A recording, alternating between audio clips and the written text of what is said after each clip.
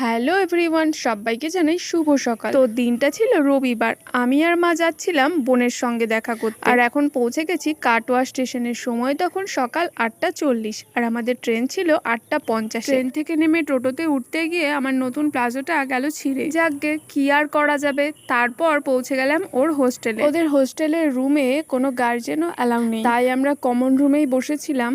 আর সেখানে প্রচন্ড সুন্দর হাওয়া দিচ্ছিল, চারিদিকে সবুজ গাছপালায় ঘেরা, মাঝখানে এই বাড়িটা খুব সুন্দর লাগছিল দেখতে, তাই তোমাদেরকেও একটু দেখালাম। আর এই হলো আমার বোন, আর এটা ওদের ডাইনিং রুম। এবার তো আমাদের বাড়ি যেতে হবে, আমাদের ট্রেন এখনো অনেকটাই দেরি ছিল, তাই আমরা একটু মোড়ে ঢুকেছিলাম কিছু জিনিসপত্র কেনার জন্য। তারপর বোনকে টাটা বাই বাই বলে আমরা চলে আসলাম বাসে করে স্টেশনে এসে মা খেয়েছিল ঝালমুড়ি আর আমি খেয়েছিলাম বিনগুড় এই প্যাকেটটা। আমাদের ট্রেন আসতে তখনও অনেকটাই সময় বাকি।